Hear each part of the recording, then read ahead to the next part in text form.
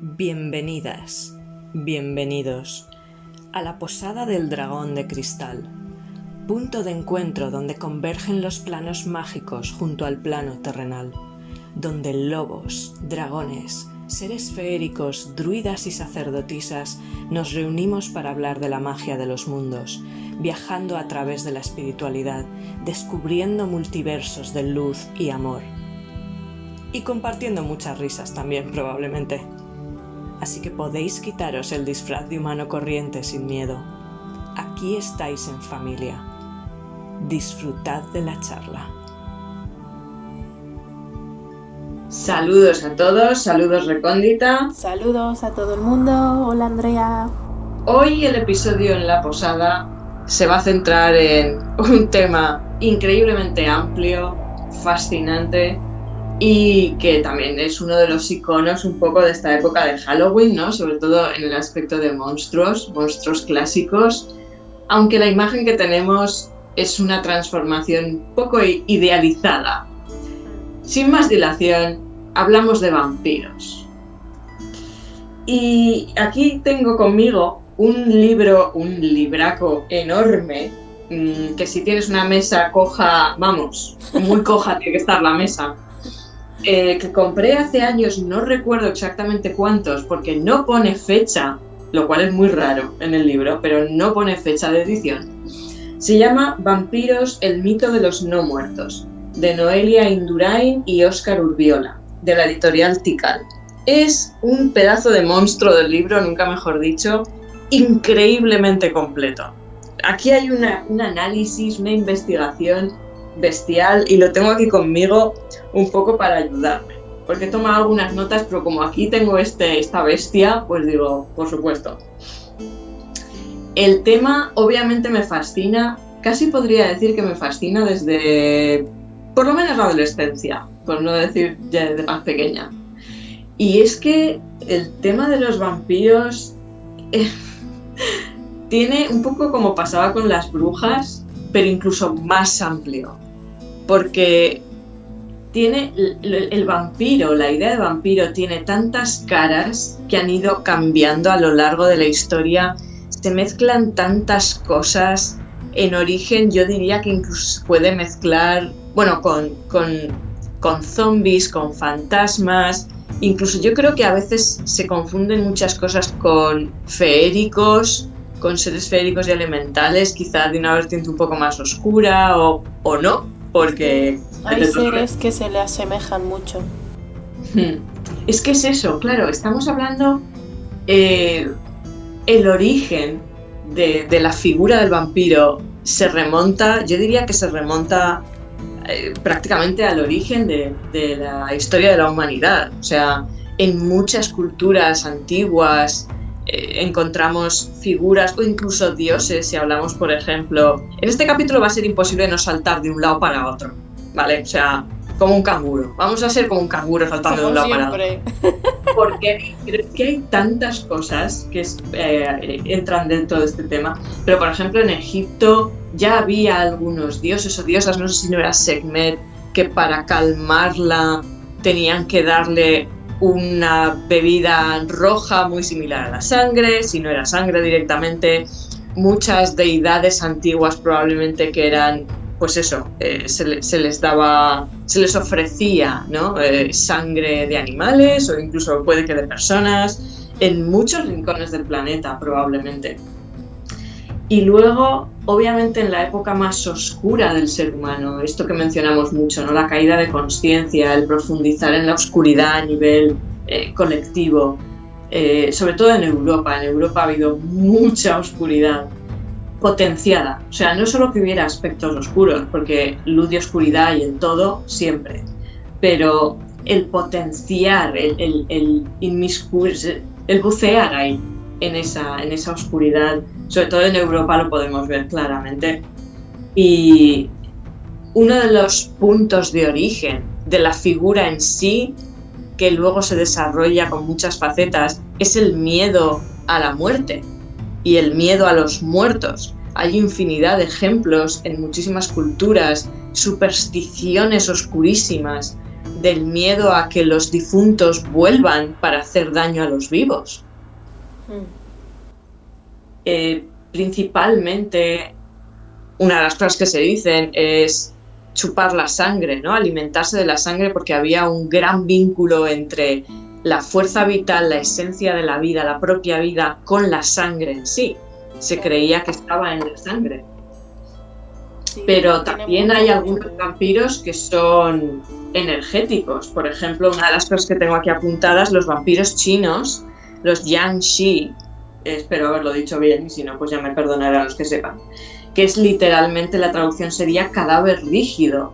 Y bueno, siguiendo mucho la línea oriental, ¿no? Lo que creían era que se alimentaban del chi, o sea, de la energía, no de la sangre, sino de la energía vital. Y este ejemplo de vampiro es fascinante porque se iban... Está un poco... A mí me fascinó mucho leer sobre estos porque mezclaban un poco la idea de los zombies que tenemos más asociados como al vudú y a este tipo de magias oscuras de reanimar un cuerpo, ¿no? Y lo mezclan con el vampiro en sí, un poco clásico. En este caso, los vampiros, o sea, eran los vampiros saltadores, también los llamaban. Ah, sí. Y además tiene una explicación totalmente normal y realista. Lo de saltadores viene porque, se creía que los muertos tenían que regresar a su tierra para poder descansar en paz. O sea, a su tierra en el sentido de su lugar de origen, su pueblo natal, su ciudad natal. Entonces, si, por ejemplo, los guerreros morían en un campo de batalla lejos, tenían que ser transportados. Y una de las formas principales en que los transportaban era sobre unos palos muy largos de bambú. Les ponían los brazos sobre el palo de bambú, o sea, como si fueran raíles, y entonces los llevaban colgando de pie y metían los palos de bambú dentro de las mangas, debajo de las axilas. Entonces parecía que estaban flotando con los brazos extendidos hacia adelante. Y luego había una persona al principio y otra al final que lo iban moviendo, y así los llevaban. Y conforme iban andando, el bambú se doblaba un poco, entonces parecía que iban saltando. Claro. Y los que lo veían de lejos, por eso se genera esta imagen de cadáveres que van saltando y con los brazos extendidos, porque todas las ilustraciones que había de esos vampiros eran así, con los brazos extendidos. Sí. Muy curioso. Curioso. Pero, o sea, creían al principio, cuando eran reanimados, había diferentes formas de volver en todas las culturas. Infinita la lista de motivos por los que un fallecido podía volver de entre los muertos como uno de estos seres. Y aquí, al principio eran muy débiles en el sentido de, pues eso, muy rígidos, con muy poca movilidad y muy básicos, ¿no? Solo buscaban el alimentarse, y conforme iban alimentándose de esa esencia y conseguían más poder, iban flexibilizándose más el cuerpo, ¿no? El cadáver iba cogiendo más flexibilidad y más movilidad, y iban ganando también en sabiduría y en magia, y al final se convertían en una especie de vampiros, hechiceros, oscuros. Increíble. Una figura increíble. No sé si quieres tú añadir algo antes de que siga. Sí, entra un poco ahí, me recuerda a Rasputín, que era un brujo muy, muy, muy, muy poderoso, oscuro, y que, bueno, tenía que ver también con lo oscuro, el bajo astral, y también alargaba su vida haciendo cierto tipo de brujería y rituales con sangre. Y bueno, puede darse también que era un poco vampiro por este caso. A ver, muy por encima, pero sí que tenía mucho que ver con cosas que tenían que ver con sangre y alargar la vida a causa de estos rituales. Después también, Claro. Sí. que también hay entidades de bajo astral que se alimentan de otros. Si es muy densa la energía o le dan se enfoca mucho, por ejemplo, un pueblo en ese ser que recorre cierto bosque, sí que pueden darle tanto poder solo con el pensamiento y hablar de él, darle fama, vamos, lo que viene a ser creer, crear y el poder de la voz, enfocar ahí atención y energía y hacerlo más denso y que llegue ese ser a alimentarse físicamente o de animales o de sangre de personas que pueda atacar. Sí que hay zonas en el planeta que son prohibidas o de mucho peligro, riesgo por esto mismo. Y me recuerda a una historia que escuché del bosque de la Selva Negra. No sé si era la Selva Negra o en Transilvania mismo, creo que fue. Ahora no la ubico, pero un fotógrafo entró porque sabía que habían seres en ese bosque. También sumo a los elementales quieran proteger la zona y que no entre ningún ser humano, porque ya sabemos cómo va todo, ¿no? Que estaba totalmente prohibido porque había mucho peligro, que había gente que no había vuelto. Pueden darse 1000 casos del porqué. Los porqués no los conozco, pero sí que se da una historia en concreto que este fotógrafo entró en el bosque y salió herido, arañado, se oyeron gritos aberrantes, gruñidos de ultratumba, y él juró y perjuró con la espalda toda arañada por unas zarpas escalofriantes, que era una criatura, según describió, muy fea, muy blancucha, tipo humanoide, pero con unos dientes muy afilados y que podía darse a ser un vampiro, literalmente, claro que sí. Después está que energéticamente, en planos astrales, también podemos crearlos nosotros. Yo viví una historia con una persona, su hermano era de estas personas que se encierran en su habitación y son súper violentas, que solo juegan gritando con mucha ira y tal. Yo al principio veía como si fuera la figura de su abuela, pero no me había dado cuenta yo que solo veía la falda hasta los pies. Y digo, ostras, solo le veo, un día caí en la cuenta de solo le veo la mitad del cuerpo. ¿Eso es que no quiere que vea quién es? Y empecé a preguntar un día que la percibí en la cocina y dije, ¿quién eres? Muéstrate. Tú no eres la abuela de esta familia, no eres tú. Y vi literalmente como un cagallón, una mierda, deforme, un ser que parecía una caca a la altura de 1 metro, que es justo donde veía hasta la falda. Y vi una masa deforme que parecía eso, una caca. Y dije, pues eres un ser que se estaba disfrazando para que yo no lo reconociera, y yo no caí en la cuenta hasta entonces. Y me dio la información de que al ver su esencia real, supe que era un vampiro creado por este chiquillo, con la ira, el estar encerrado, el dormir hasta tarde, el estar siempre con la persiana bajada. Se alimentaba de su propia esencia y de lo que pudiera absorber de la familia, pues de un día más chof que llegas a casa del curro, o un día que te ha pasado ciertas cosas. Claro, también va alimentándose de eso y generando esa atmósfera para seguir ahí viviendo y teniendo pues más menú, que digo yo. Y en este caso... Buffet libre. Claro, en este caso lo eché para limpiar la casa y se ven como las paredes se clarean más, había más luz también, más claridad, que eso haciendo una limpia se nota en cualquier sitio. Pues mira, un ejemplo de un tipo de vampiros. Después está la gente que con su propia aura, su propia energía, su manera de ser, súper manipuladora, sea quien sea, familiar, pareja, jefe, una jefa, da igual. Hay personas que son vampiras y te absorben la esencia energéticamente, ya sea porque la necesitan por algo que ellos no tienen o porque les genera esa energía que ellos quieren y quieren más, o porque tienen a alguien pegado que a través de esa persona también te chupan a ti. Y tienen en el aura se ven como tentáculos o ganchos tipo garfios, son como cuerdas que se extienden y van absorbiendo desde el otro aura, enganchados, absorbiendo, flup, flup, flup. Es repugnante, pero es así. Sí, y esto, mira, me ha recordado haciendo un poco, amplificando la visión. O sea, me estaba centrando mucho, es verdad que en este tema sí que he hecho bastante investigación porque me fascina y hay muchos datos, hay muchas versiones,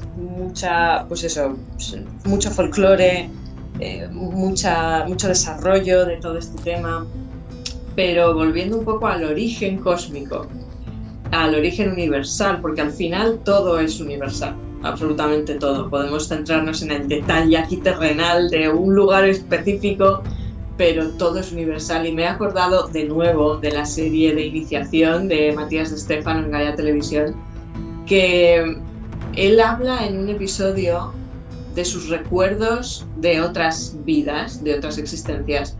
Una específica, no me acuerdo si era por Sirio, por la zona de Sirio, en un planeta de Sirio, creo que sí, de esa constelación, o bueno, de esa, lo que sea, ese barrio. El barrio de Sirio. Sí, iba a decirlo, por ahí, cerca.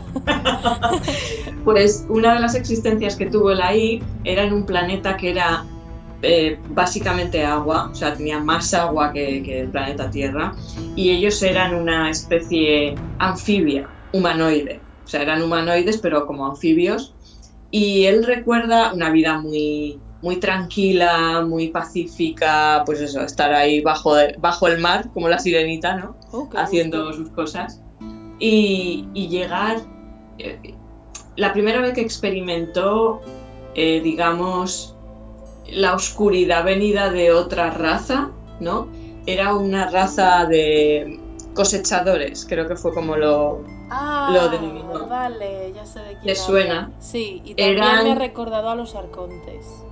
Es que creo que dijo que eran una especie de los Draco, no reptilianos, no eran reptilianos, tenían el cuello así muy largo, con la cabeza redonda, sin pelo. Sí, como un Diplodocus, sí. Casi, sí. Iba a decir jirafa, pero sí, eso es una mejor descripción. Y iban como en una especie de huevos que flotaban, iban sentados como dentro de una especie de mini naves, ¿no? Como así la Kitu Bros como... del Mario Bros. No conozco esa referencia, pero seguro que sí.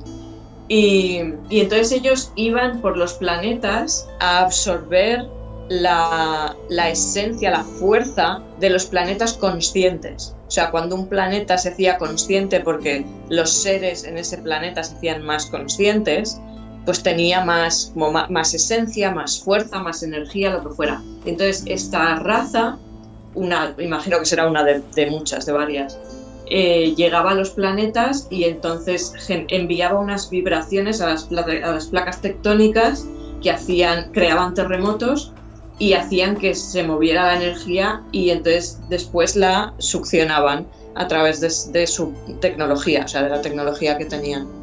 Y en una muy gran escala, pero me ha parecido que en esencia, igual que hablamos de arquetipos energéticos, igual que hablamos de luz y oscuridad, pues tenemos estas especies de diferentes versiones de vampiros energéticos, ¿no? De especies o de criaturas que lo que hacen es tomar la energía de otros seres o de otros planetas incluso, o sistemas enteros. Y también ya entrando en la versión que conocemos también como romántica, gente súper bonita, una belleza extraordinaria y joven durante mucho tiempo, sí que tiene la idealización del vampiro, sí. Sí que tiene que ver también con gente que elabora la magia negra, el lado oscuro, y le gustan estos rollos y venden el alma a cambio de, pues por ejemplo, belleza extrema y muy longeva, para seguir haciendo pues sus cosas por X razones, cada uno con su tema.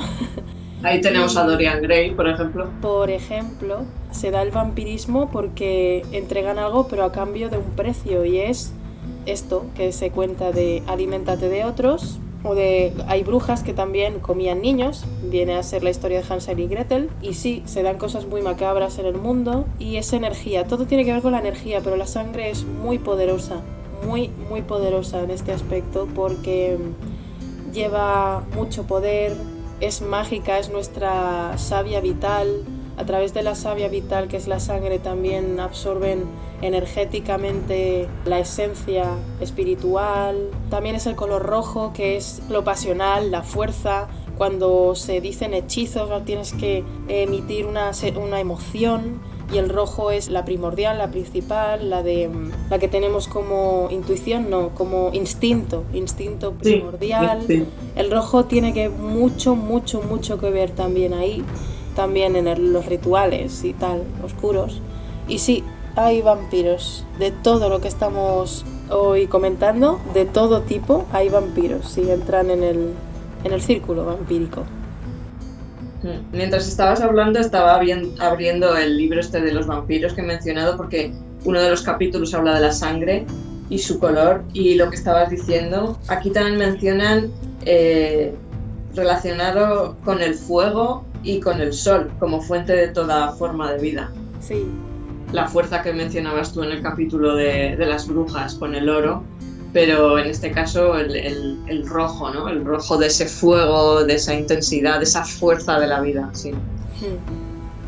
Sí, es que también está nuestra energía, nuestra memoria, ADN, genética, y ahí es una memoria no solo de la persona en sí, sino de generaciones, ancestros, vidas pasadas, y hay mucha potencia en el ADN, muchísima más de lo que parece. Sí, estoy así pasando un poco las páginas y es todo lo que has mencionado tú, pactos de sangre con el diablo, sí. La sangre de Cristo, la sangre y el vudú, la sangre en la misa negra, la misa roja, la sangre, la magia y los hechizos. Y estaba pensando, volviendo un poco a lo del sol, ¿no? Lo que tú decías, somos hijos del sol, los humanos, y somos multidimensionales y tenemos realmente mucha fuerza y mucho poder. Y la sangre es la parte física, probablemente, es no solo fuego, sino también es agua, es fuego y agua. Y claro, ¿por qué tanto la utilización de la sangre, ¿no? Por esa esencia de, no solo de vida, sino de poder. Sí, para muchos seres es un alimento muy rico, no solo físicamente, como nutritiva, lo que puede aportar. Lleva mucha magia. La magia más poderosa, de las más poderosas, o al menos rápidas de generar y conseguir el objetivo, una de ellas es la magia de sangre. Yo no lo he hecho nunca. También me han ofrecido hacer un pacto con Anubis, que tienes que firmar con un poquito de sangre, pues como algo muy sagrado tuyo. No que te cortes la mano, vamos a ver, con una pinchita vale, pero yo dije, con sangre no voy a jugar, porque no me vibra a mí. Le pedí igual, se me ha cumplido y se puede conseguir, que a lo mejor ha tardado más que si lo hubiera hecho con esa gotita, bueno, pues puede ser, pero a mí no me vibra. Claro, porque será un vínculo claro, muy potente. Un vínculo muy potente y es algo muy sagrado. La sangre es sagrada, quitando ya de todo lo negativo y cómo la usan otros seres y otras gentes. Pero es que es algo sagrado y ahí está tu todo en esa gotita. Entonces está todo tú y es como algo irrompible si firmas con una gotita o, bueno, lo que viene a ser sangre. Y puede ser muy positivo también, muy positivo. Y puede ser muy bonito también, pero no es mi fuerte. Conozco muchas cosas de este rollo, pero no me interesa. Pero es muy interesante. Totalmente de acuerdo contigo, vamos, yo tampoco lo haría. De hecho, soy bastante aprensiva a pincharme y que salga sangre. Así que, no, gracias. Volviendo un poco al inicio, porque es igual que con lo de las brujas, a mí me fascina mucho la transformación, ¿no? A lo largo del tiempo y el reflejo de las diferentes épocas, obviamente, que también podemos ver en la figura del vampiro. En origen, a mí siempre me ha dado la sensación, quizás por este maravilloso libro que me leí en su día, no sé si lo llegué a terminar, porque ya te digo que es inmenso, tiene 500 y pico páginas, 530 aproximadamente. Sí, en origen se mezcla un poco el fantasma con el zombie, no con el zombie como lo conocemos ahora, sino simplemente los fallecidos regresando de las tumbas, ¿no? Y con el vampiro. La lista, como decía antes, la lista de motivos por los que un fallecido, siempre eran recientes, podía volver, es enorme, porque claro, también, y supongo que estamos hablando quizá de nuevo, épocas muy oscuras, épocas de realmente caída de conciencia profunda, de mucho miedo, superstición, imagino mucha oscuridad, mucho miedo a esa oscuridad, mucho miedo a la muerte, sobre todo miedo a la muerte. Y enfermedades, muerte en sí misma. Y la búsqueda de mucha gente de explicaciones a enfermedades que no se entendían. Y culpaban a muchas personas, ¿no? Brujas también, porque el tema no está muy lejano, pero sobre todo a los difuntos recientes. Entonces se creía que volvían pues por los muchos motivos, por haber sido mal enterrados, por no haber sido enterrados, por haber hecho... Luego con el tiempo supongo que también se van sumando motivos, ¿no? Si era una persona, pues eso, de dudosa reputación en el sentido quizá también de brujería, de magias, ¿no? Pues también podían volver. Yo qué sé, si le sumas la religión y toda esta cultura de la culpabilidad y del miedo, pues hay motivos infinitos. Pero la cuestión es que volvían para hacer daño a los vivos y alimentarse de su esencia, de su sangre. En inicio muchas veces no es que sea, o sea, es más la alimentación energética, luego ya pasa a la sangre. Pero sí, en muchos casos es para explicar enfermedades.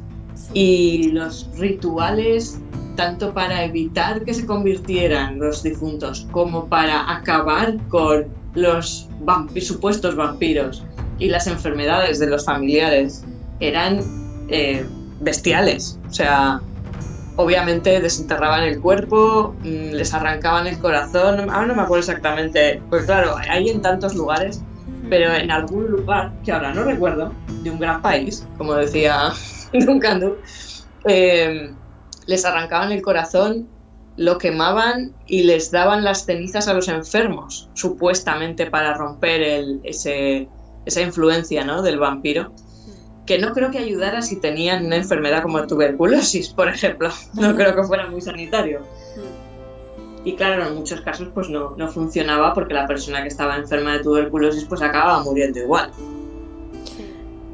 Pero así explicaban pues esa debilidad poco a poco, esa pérdida de vitalidad, esa palidez, ese sangrar también al toser, de la tuberculosis.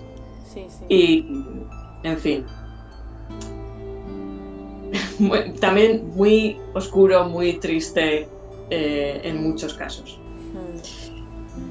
A lo largo del tiempo también se han tergiversado muchas cosas, se han escondido otras y no se sabe todo lo que se movía ahí.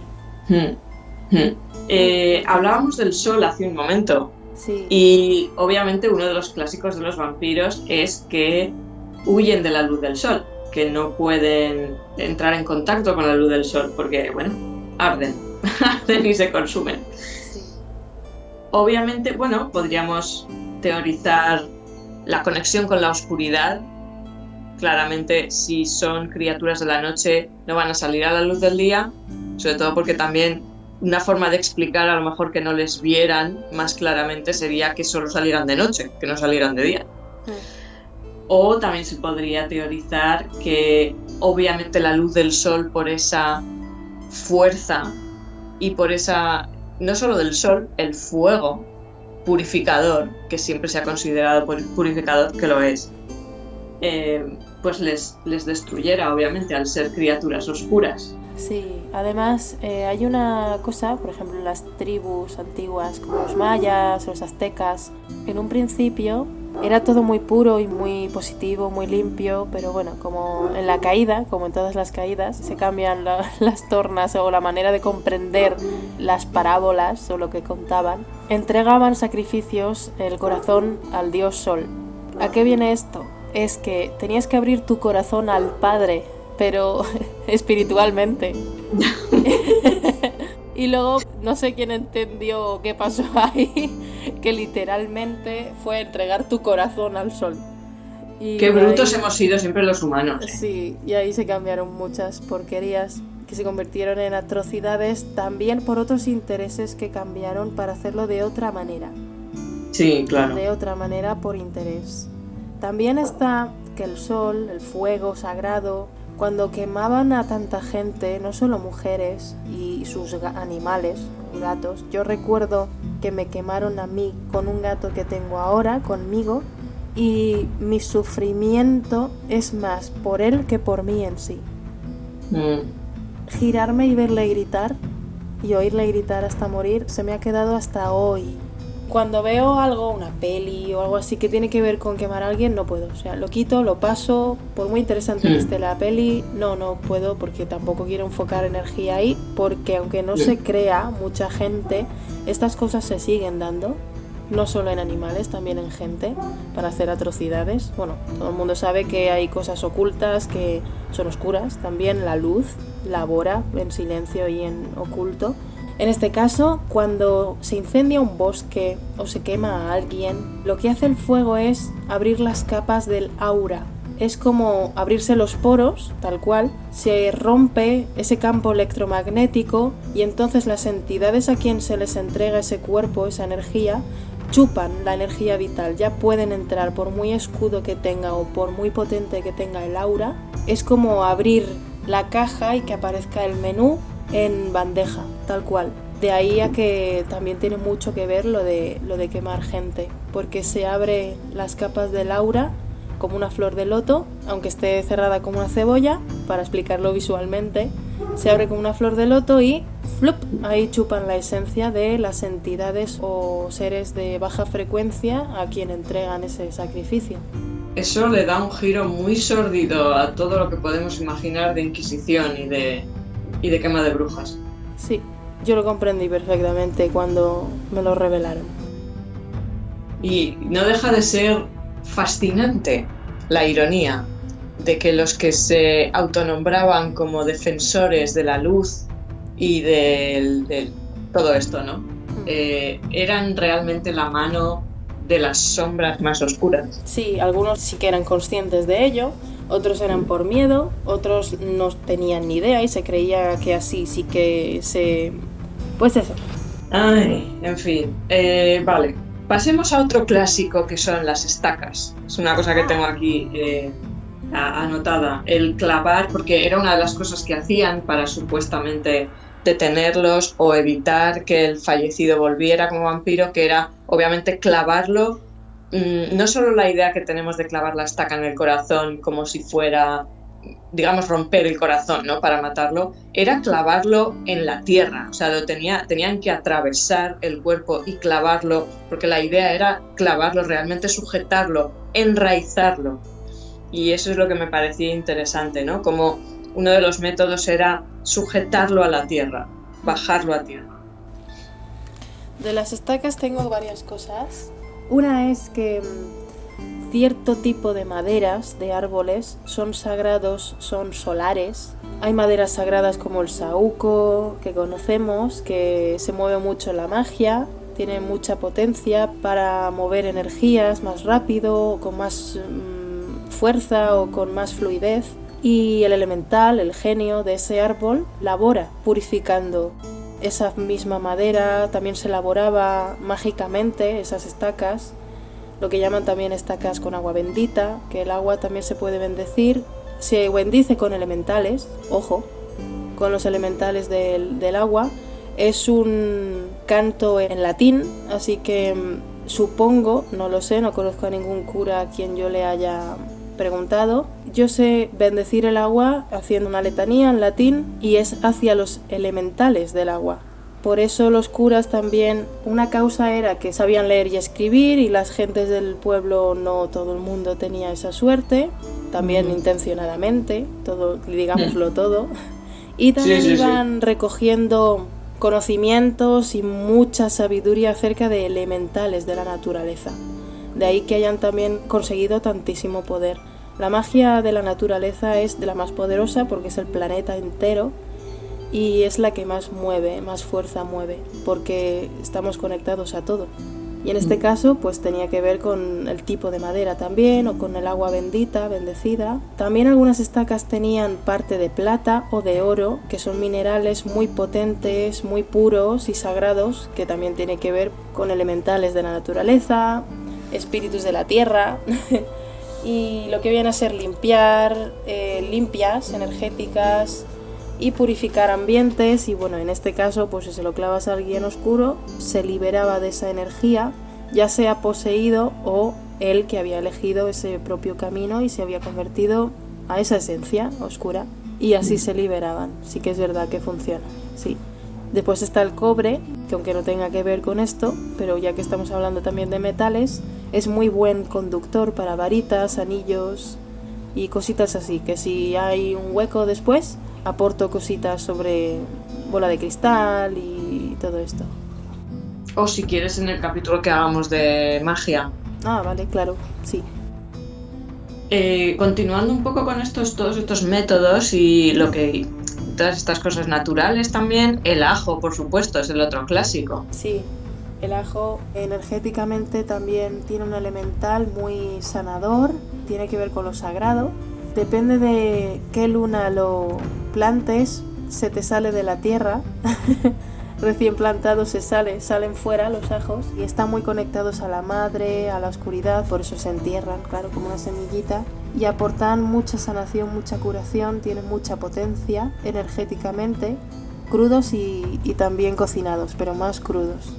Después la cebolla por las capas, que representan las capas del aura también, por eso recogen, una persona resfriada se pone una cebolla al lado, absorbe esa negatividad. No es recomendable, por ejemplo, usar solo media cebolla y dejar la otra media que no utilices en la nevera para otro momento, porque ha absorbido con sus capas de energía la negatividad y las cosas sucias que hay en el ambiente, dentro de la nevera, que al fin y al cabo es una máquina que desprende ondas electromagnéticas negativas. Y nos protegen también. El elemental del ajo y la cebolla es muy potente en este caso para liberarnos, limpiarnos o protegernos de estas entidades de baja frecuencia. Sí. Y a ver, ¿qué más podemos comentar? Bueno, luego había enterramientos, también, bueno, de las cosas, muy variadas cosas que se hacían, ¿no? Rituales para o bien evitar que el fallecido volviera, o parar bueno, probablemente si ya sospechaban que era vampiro iban a ser mucho más drásticos, pero enterramientos esto es de Inglaterra, Irlanda y por ahí, enterramientos con piedras sobre las piernas para evitar que se levantaran, en la boca, clavos en hombros, tobillos y corazón, todo para evitar, pues eso, que se volvieran a levantar, ¿no? Sí, por ese miedo. Se dan por dos cosas. Una, por evitar supersticiosamente estas energías, está claro, porque las piedras también tienen elementales y los anclan a la tierra, evidentemente. Y los clavos son un fetiche, una herramienta, un símbolo de clavar algo. También se clavaban fuera de las casas, alrededor de ventanas o sobre el umbral de la puerta, en el marco, para evitar espíritus o duendes, burlones, o también dicen que alejaban a las hadas. De aquí viene la historia de el hierro, les quema a cierto tipo de hadas. ¿Qué más puedo aportar en esto? Se daba que muchas veces se quedaba un cuerpo en rigor mortis por lo que fuera y después se despertaba días después, pero por causa de enfermedad, o se quedaban en coma y despertaban, y eso aún no se conocía ni se entendía. Entonces se levantaban de la tumba. Muchas veces han abierto tumbas y la caja está arañada. Imagínate eso, angelitos, qué horror. Que se daba que la persona estaba viva, en realidad solo estaba en un stand-by, el cuerpo físico. También podían darse a experiencias cercanas a la muerte, que se llama ECM, si no me equivoco, que son propiamente las iniciales. Tiempo después, en otras épocas, pusieron campanitas con una cuerda hasta dentro del ataúd, por eso mismo. Cierto, sí, por el miedo a ser enterrados vivos, porque a lo mejor alguien caía en coma y se hacía un diagnóstico fallido de fallecimiento y lo enterraban y luego despertaba. Sí, era una muy buena idea. Sí, la verdad es que sí, porque yo la primera vez que oí eso, la verdad es que me dio bastante pavor. Sí, tiene que ser horrendo. Y bueno, esto es lo que sé. Y antes mencionaba que yo estoy convencida de que muchas de estas, de estos temas, ¿no? de estos sucesos, se confundían a veces o se mezclan el folclore con tema de feéricos, porque, por ejemplo, en un documental que estuve viendo sobre vampiros, creo que era por Rumanía, porque también iban saltando un poco de un lado a otro, pero creo que esto era en Rumanía, un ritual que no sé si a día de hoy se sigue haciendo, probablemente sí, en zonas así como más rurales, ¿no? Pero por lo menos en el documental que tendrá a lo mejor una década o dos, no lo sé, pero se hacía entonces, o sea que es bastante actual. Una de las cosas que hacían para preparar el ataúd donde se iba a enterrar al difunto para que no volviera como vampiro, bueno, ponía una vela en cada esquina del ataúd, con cuidado de que no se quemara el ataúd, porque era de madera, obviamente, frotaba ajo en los laterales del ataúd, y una de las cosas que comentaban era poner dentro semillas de amapola. ¿Por qué? Por un lado, porque decían que resultaba narcótico para que el difunto no despertara, pero por otro lado también para que se distrayera contando las semillas. Ah, sí. Y esto enlaza con mucho folclore de seres feéricos y sobrenaturales en general.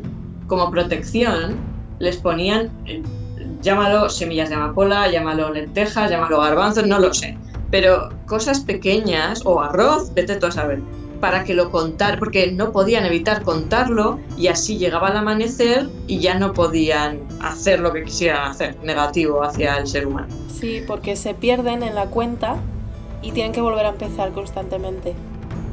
Eso me parece fascinante. No entiendo de dónde viene ni a dónde va, pero me parece muy gracioso. Sí. O sea, ¿qué les hacía pensar que cualquier ser sobrenatural, si veía elementos pequeños todos juntos, no iba a poder evitar el ansia de contarlo? O sea, ¿de dónde viene esto? No lo sé, tendré que investigarlo, lo preguntaré. Me hizo mucha gracia cuando lo mencionaron en el documental, hablando de vampiros. O sea, no sé.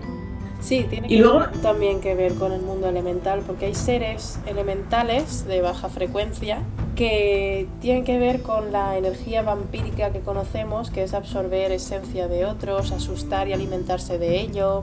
Vamos, de lo que viene a ser emociones. Y bueno, se han dado casos también que han llegado a lo físico y matar gente, como en todos lados. Hay miles de seres misteriosos escondidos en lugares que no... También hay muchos que llaman la atención y que anuncian, literalmente poniendo señales y tal de por aquí no, por esas cosas, por esos seres que viven allí. Y una cosa muy graciosa, también decían que en épocas más modernas, bueno, ahora actualmente, a veces también metían móviles en el ataúd para que el difunto pudiera comunicarse. Flipante. ¿Móviles de teléfono? Teléfono móvil, sí. Supongo que sería como simbólico, ¿no? O sea, no creo, porque vamos, se te acaba la batería y apague, vámonos. Pero claro, el difunto, esto ya me imagino, no sé hasta qué punto tiene que ver con vampiros, sino más con el espíritu en sí, con el fantasma, entre comillas. O no lo sé, la verdad es que también me resultó muy curioso. Y luego mencionaban, en vez de estaca, lo que hacían era algo más sutil, que calentaban una aguja en el fuego de o sea, en la llama de una vela, hasta ponerlo al rojo vivo, y entonces clavaban la aguja en la almohada al lado de, o sea, lo que sería junto al oído del cadáver. Eso es brujería. Sí, a modo como de estaca, o sea, simbólicamente como si fuera la estaca. Sí, pero más sutil que una estaca, claro. Pero tiene mucho que ver con el mal de ojo, con lo que conocemos literalmente como vudú, también clavan agujas. También hay vudú positivo para curar y sanar, sí. Sí. Bueno, ahí está la acupuntura, no es vudú, pero también son agujas. Sí, y ahí se sana también, conociendo la energía de los puntos del cuerpo, que tenemos unos 300 chakras. 300. Y cada parte del cuerpo emite una energía. sí. Somos energía totalmente. De hecho, como hemos mencionado la acupuntura, los vampiros estos chinos, una forma de matarlos era con unas semillas que se clavaban en los puntos de acupuntura para prevenir la transformación. O sea, se clavaban en el cadáver para prevenir que se transformara. Tiene mucho de verdad todo, ¿eh?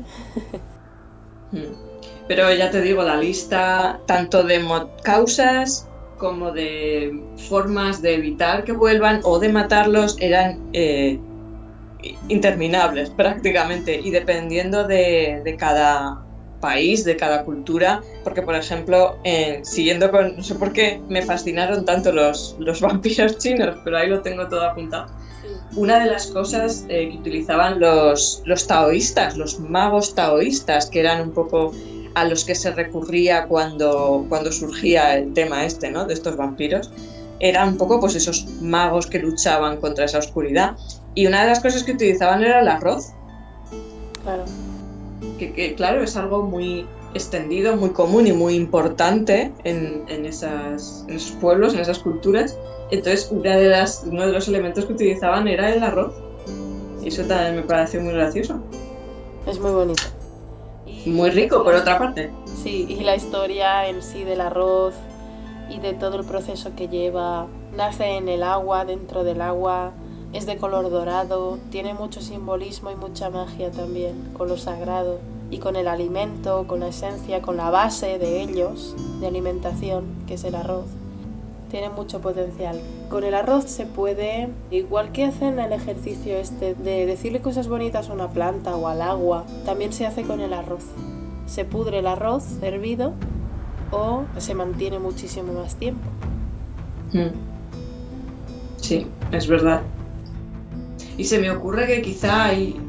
A ver, esto ya se me acaba de ocurrir, ¿eh? O sea, a lo mejor no tiene ningún sentido, pero cosas como el arroz, la sal, son elementos que han sido y son muy importantes a nivel alimenticio y de más usos de purificación, ambos blancos.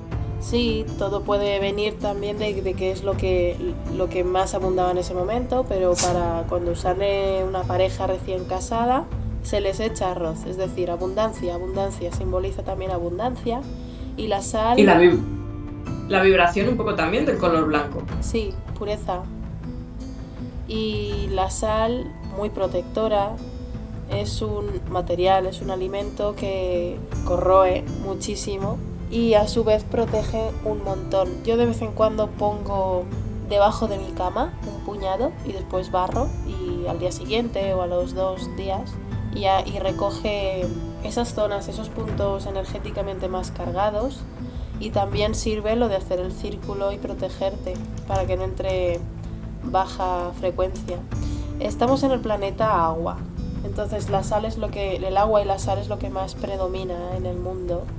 Y también tiene que ver que, aparte, no en todas las zonas es blanca, pero es un material, la sal, muy puro, también energéticamente es muy noble, muy neutral, y la sal lo que hace es limpiar, porque es la pureza del planeta Tierra en general, y está muy atado a las emociones, viene del agua, la sal. También se da que hay montañas y cuevas de sal, son creadas porque antaño hubo agua ahí también, y se resguarda dentro de cuevas. Yo visité una montaña en Cardona, la montaña de sal, es alucinante la historia, alucinante, y todas las capas de sal las puedes ver en horizontal, y bueno, era la riqueza también, el sustento, de ahí viene la palabra salario, porque se pagaba con sal antiguamente, y se utilizaba mucho en rituales también, o hechizos, o protección, sobre todo protege muchísimo. Tiene una potencia la sal de limpieza también, sobre todo. Y puedes echarle a una presencia o una entidad de baja frecuencia que se queman, como el sol, otra vertiente solar. Sí, cualquiera que haya visto la serie Sobrenatural lo sabe que es una de las armas favoritas. Por volver un poco a los vampiros y ya por cerrar un poco el vínculo a veces que hay con seres feéricos, hay el vampiro de Irlanda, que esto me hizo cierta ligera ilusión leerlo, porque no lo sabía y me encanta Irlanda. El Abartag o Abartag, hay diferentes versiones de la leyenda y una de ellas, hay un lugar que en Irlanda, no recuerdo el nombre, que hay un árbol y una gran piedra que parece como una tumba. Y una de las versiones de la leyenda es que es un enano que se alimentaba de sangre. Y entonces además creo que lo mataron, o sea, lo mataron 2 veces, pero siempre volvía. Y la tercera vez que lo mataron, el jefe que lo mató, creo que un druida le aconsejó, no sé si tenía que cortarle la cabeza antes, tenía que enterrarlo al revés. Y luego pusieron la piedra encima. Sí, son rituales que sí, que se dan sus frutos, sí que es, ¿cómo decirlo? Ostras, estoy cansada, se me nota. No pasa nada, costumbres. Sí, se da resultado. Por otra parte, conozco elementales que se llaman los duendes de los gorros rojos, que tiñen de sangre los gorros de sus víctimas, de los seres humanos que atacaban. Pero yo conozco más la familia de hadas, que son hadas de pelo muy rojo, como la sangre. Son muy altas, tienen los dedos muy largos y uñas puntiagudas, pero está muy unido la uña con el dedo y puede darse pues como una vertiente vampírica porque se alimentan de la sangre de sus víctimas. No tengo del todo claro que si son positivas o negativas, porque también depende de nuestra perspectiva, de si están, que como pasa muchas veces, defendiendo el lugar, y si entras pues ya te hemos avisado y es lo que hay, o literalmente que se alimentaban de sangre de otros seres, que también se puede dar perfectísimamente. De paso teñían sus melenas con ese rojo. Bueno, tiene mucho simbolismo porque el pelo son antenas con el cosmos, que viene de la cabeza, y tintarlo de rojo es pues darle más potencia vital, esa esencia mágica que tiene la sangre. Que hay una familia de hadas que tienen el pelo muy largo, son pelirrojas muy bonitas, visualmente pues le da esa presencia vampírica de la mujer sexy, hermosísima, seductora, pelirroja que se alimenta de sangre. Eso me recuerda al prejuicio que hay específicamente por Irlanda, probablemente también, no sé hasta qué punto, pero Inglaterra, Escocia, con los pelirrojos. Y también con todo lo que tiene que ver con bruja, pelirrojo, pelirroja, bruja, o hijo del diablo, todas estas cosas. Bueno, obviamente hay un aspecto del vampiro ya un poco más moderno, cuando se empieza a convertir en una visión como más aristócrata, ¿no? Como más... Que ahí es donde se empieza a crear esa pátina de romanticismo. Por supuesto, la primera imagen, yo creo que nos viene a casi todos a la cabeza, es el Drácula de Bela Lugosi, de la película del 31, en blanco y negro. Estaba viendo ayer un documental en YouTube sobre la figura del vampiro y la persona, un documental por otra parte buenísimo, que no lo terminé de ver porque es como 3 horas me parece que dura, o son varias partes juntas. Y esta persona pues no le gustaba demasiado el Drácula de Bela Lugosi, le parecía muy teatral, lo cual me pareció un poco irónico, porque luego el Drácula de Gary Oldman de Coppola le parecía maravilloso, y a mí me gustan ambas, o sea, nada en contra del Drácula de Gary Oldman. Ah, no, perdón, era el de la película Van Helsing. No sé si has visto la película de Van Helsing con Hugh Jackman. Asesino. Sí, esa película, yo lo siento, pero es un despropósito. Sí, es decir, tienen un reparto maravilloso. ¿Cómo lo pudieron hacer tan mal para que quedara tal despropósito de película? Pero es que además el actor que interpreta al personaje de Drácula, del vampiro, en esa película, con todos mis respetos, es un buen actor, pero es lo más sobreactuado que hay en la industria. Sí, pero quizá quisieran darle ese aire aristócrata que llega incluso a ser cutre en mucha gente, que lo es. Pero no es lo mismo el aristócrata de Bela Lugosi, que sí es teatral porque él venía de... Vamos a ver, es que son los años 30, es que todos venían del teatro. es que claro que era teatral, porque venían del teatro, era en blanco y negro, después del cine mudo, por el amor de Dios. Bueno, me estoy saliendo aquí en una tangente, pero es que me dejó un poco mal el comentario. El Drácula de Van Helsing no tiene esa excusa. Pero es que ese actor, su estilo es sobreactuado. Quiero decir, dentro de esta tangente, voy a nombrar, este actor aparece en Moulin Rouge, maravillosa película, como el duque, sobreactuado a más no poder. Pero ya, o sea, es verdad que la película tiene un poco ese tono, pero él es de los más sobreactuados. Y luego, otra película que he visto con él es La Liga de los Hombres Extraordinarios, donde, por cierto, hay una vampira, que es una versión... La Liga de los Hombres Extraordinarios es un cómic que creo que es de Alan Moore, no estoy segura, a lo mejor estoy confundiendo nombres, pero porque no soy tan versada en cómics, pero es un cómic muy extraño, muy alternativo, en el que se mezclan un montón de personajes formando una especie de liga de justicieros, ¿no? Y uno de esos personajes, bueno, está Dorian Gray, está el Hombre Invisible, está el Capitán Nemo y la vampira es Mina Harker. En esta versión, Mina es convertida en vampira y sobrevive.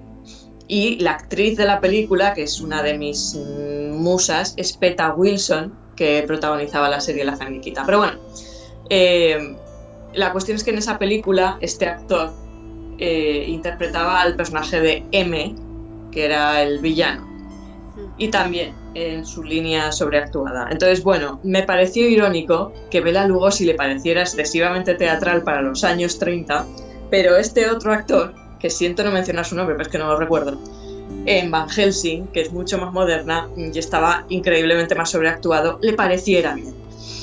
Pero vale. A lo mejor es que es su manera de actuar o de ser y tiene ese aire. Sí. Y le no mola para el papel a la gente, no sé, a la gente que hace la peli. El problema es cuando el resto de la película no tiene el mismo tono que él. Ya, así y es lo que suele pasar. A lo mejor es porque también querían que se saliera del rollo, no sé.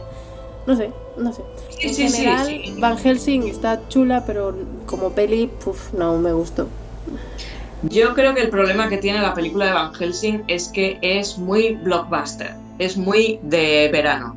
Sí. Y ya sabemos cómo funciona Hollywood cuando lo que busca es hacer un blockbuster, la sustancia queda en un segundo plano y lo que importa es más el efecto especial, la acción y que el héroe, pues en este caso el final es trágico, pero todos sean guapos. Sí. Claro, a ver, me pones a Hugh Jackman y a Kate Beckinsale, que también me encanta, es una de mis musas, gracias a, por cierto, hablando de vampiros, Underworld, las películas de Underworld, son más gótico-modernas, sí, ese es el término. Es una estética mucho más oscura, gótico-moderno, mucho, no es cuero, es lo que sea negro, que me encanta. Y ella es pues la protagonista, ¿no? Selene, vampira, y es la guerra de vampiros y hombres lobo. La verdad es que esas películas me gustan. Es verdad que son pues un poco en la línea de lo moderno, entre comillas, porque ya tienen unos años.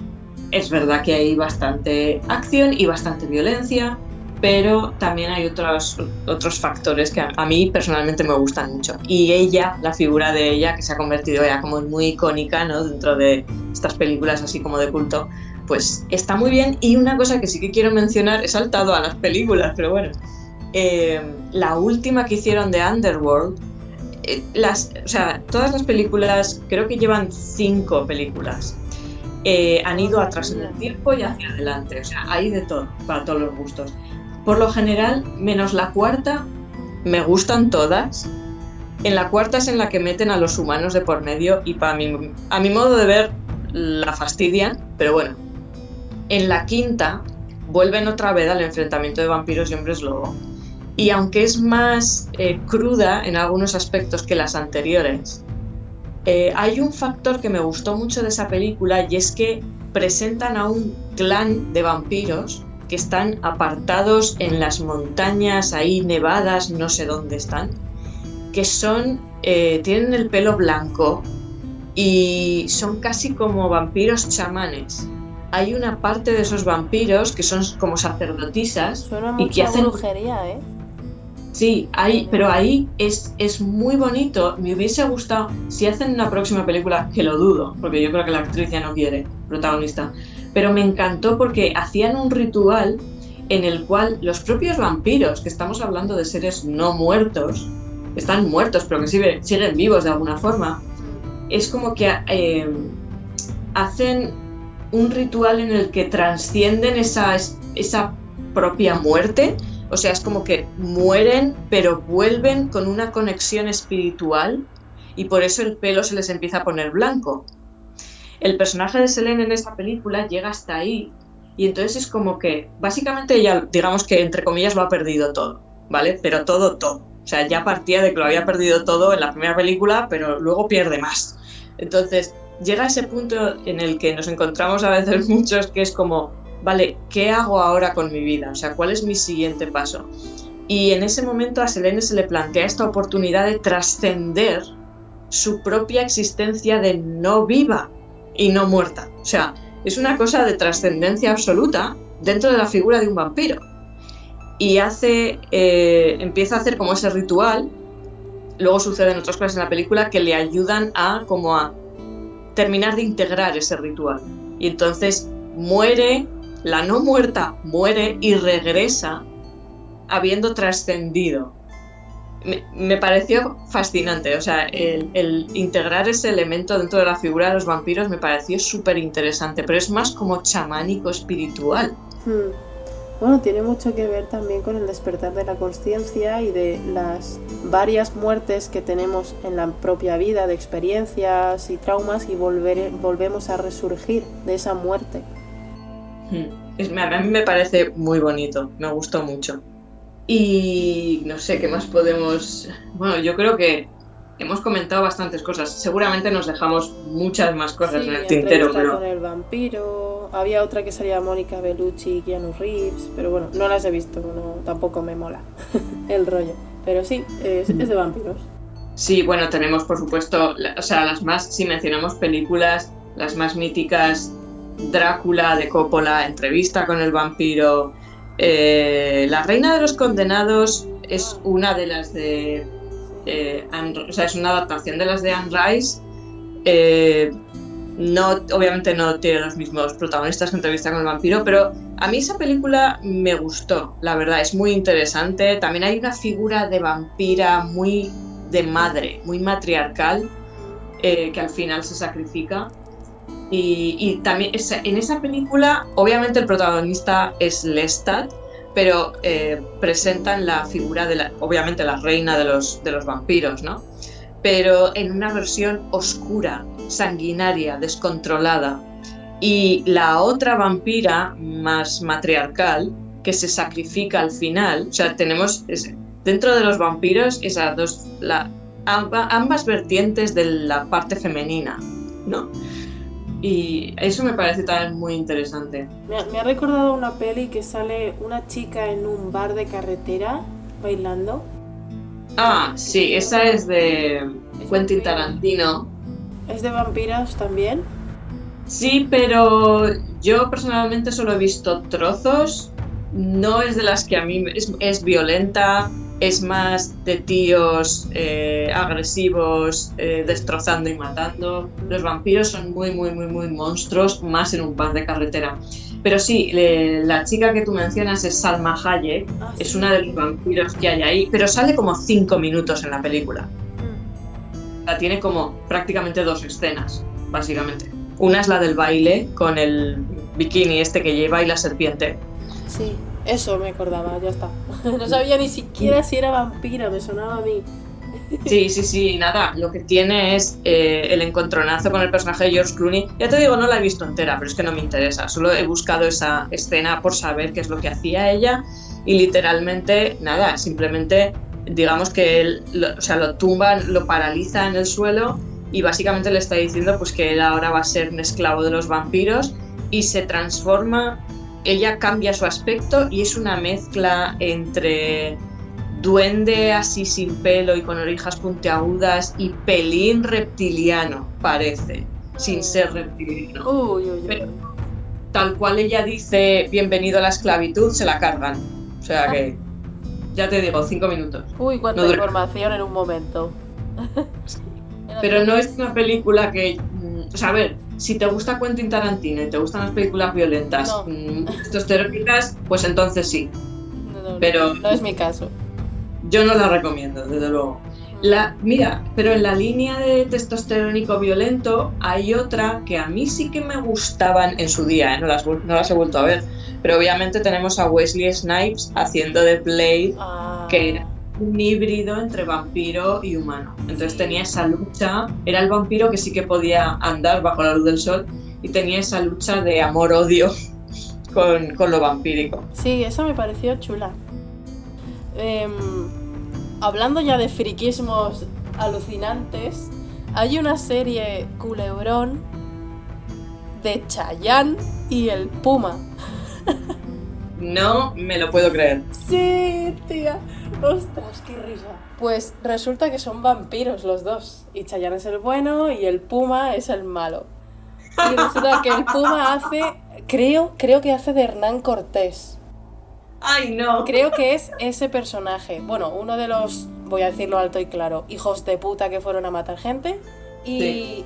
en el pueblo, que estaban masacrando, porque no tiene otra palabra. Aquí también apunto que estoy totalmente en contra y es horrendo lo de celebrar el día 12 de octubre, aquí el Día de la Hispanidad. Me parece cutre y muy asqueroso.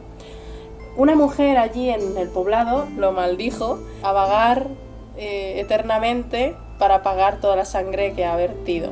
Y bueno, lo transforma en el primer vampiro del planeta. Pero eso es muy absurdo porque lo Es muy- maldice, sí. pero se tiene que alimentar con sangre. Sí, pero es una serie de Chayanne y el Puma, o sea, aquí lo dejo, ya está. Muy heavy. Pero es lo que te digo, me parece una maldición muy absurda porque si lo maldices a pagar por toda la sangre que ha derramado, no lo maldigas convirtiéndolo en un ser que va a derramar más sangre por necesidad. No tiene ningún sentido. Pues En fin. ahí lo dejo. Eso sí, están No, yo- súper guapos. Sí, no, claro, hombre, joder, Chayanne. Bueno, a ver, para limpiar un poco el paladar mental de esto, yo lo último que quiero mencionar, porque es un clásico, es Buffy Cazavampiros, ¿vale? La serie Ah, sí, es verdad. de Buffy, que bueno, se podría hablar también mucho de esa serie, pero también es una de mis favoritas. Y nada, simplemente mencionarlo porque la tengo que mencionar porque es muy, muy grande. Y yo creo que ya, de momento lo podemos dejar. Si acaso más adelante, si nos surge más, desarrollar el tema, que se podría, seguro, porque es lo que decíamos al principio, esto está vinculado, no solo son vampiros, es la muerte, es ese miedo a enfrentar la oscuridad, a enfrentar el trascender, ¿no? El final y tener que trascender y enfrentar toda esa oscuridad que siempre tenemos en medio, perdón, y fíjate, se me ha colado la palabra miedo, pero es que es eso, o sea, el miedo es lo que nos frena y a día de hoy seguimos purgando todas esas sombras y no se aleja tampoco mucho de brujas, magia, todo tipo de elementos o entidades, seres que están en planos más oscuros, más densos. Hay muchas cosas ahí mezcladas, entonces seguro que nos puede dar en un momento dado para otros episodios. Pero yo creo que de momento vamos a dejarlo aquí, que yo creo que ya ha sido bastante. Sí. Ah, anoche vi por ti, para entrar en el rollo, la peli de Drácula. Pone la historia jamás contada, yo es la misma de siempre. Que el protagonista, sí. el que sale en el Hobbit haciendo de Bardo. Sí, Luke Evans. Ah, sí, si no Luke recuerdo. Evans, es verdad, Luke Evans. Y bueno, está chula la armadura. Sí, la armadura es, obviamente, a ver, que no hemos mencionado, pero es que claro, sería tan largo, están figuras como Vlad Tepes, obviamente, que fue una de las inspiraciones de Bram Stoker para el Drácula de su novela. No creo que la única, porque en Irlanda ya había, pues eso, folclore, ¿no? Con vampiros y demás, pero sí es una figura que ha quedado en la historia muy vinculada a la sangre, al derramamiento de sangre, Sí, Vlad igual del que... Empalador. Hay una historia de Vlad del Empalador que viene a ser Sí, eso sí. también. Puede que jugara con magia negra y todo esto de la sangre Sí. y le vinculen al vampiro. También hay otra peli que se llama Vlad del Empalador, que el protagonista parece un chico heavy con la melena larga. ¿Mm? que no me acuerdo de nada, sé que la vi hace muchos años, pero bueno, que anoche vi esta de Luke Evans Sí. para entrar en el tema. Drácula Untold, bueno, pues eso es lo que mencionábamos, ¿no? Que es Vlad Tepes, Drácula, o sea, el apellido, la herencia de familia era de los Drácula, literalmente. Y por eso la armadura en la película esta, protagonizada por Luke Evans, es preciosa porque tiene todo un dragón tallado, digamos, en la armadura. Y es una película, obviamente es moderna, tiene muy buenos efectos especiales. Lo que pasa es que a mí me gusta, primero porque me gusta Luke Evans, es fácil de ver, no vamos a negarlo, y de verle a él, quiero decir, es agradable de mirar. Pero la película lo que pasa es que cogen el personaje, lo que sería, no sé si le llaman literalmente Vlad Tepes, no me acuerdo porque tengo que volver a verla, pero sí que lo convierten en un héroe trágico, porque es más bien, es la versión del Salvador. Lo que pasa que tiene que hacer unas cosas muy oscuras, básicamente convertirse en un vampiro, ¿no? Pero está muy bien los personajes que hay alrededor. El vampiro en la película es muy interesante. Y luego la transformación, ¿no? Y lo trágico de la historia y los efectos especiales al final, cuando ya se convierte en Drácula, son impresionantes. Sí, yo soy de efectos especiales, A mí dame caña para una peli. Pero es eso, o sea, lo convierte en una especie de héroe trágico que se aleja mucho de la imagen tanto de Vlad Tepes como del vampiro en sí. Aunque, por ejemplo, allí, pues, en esa zona, ¿no? De donde surge, donde existió Vlad Tepes, para algunas personas es un héroe nacional. O sea, realmente es un héroe. Para otros es un monstruo. O sea que, bueno. Pues depende de la perspectiva de cada cual, como siempre. Exacto. Y luego también tenemos... Y eso para el pueblo es positivo, aunque la manera de proceder es aberrante, pero es que es lo que había en una batalla. ¿Qué quieres?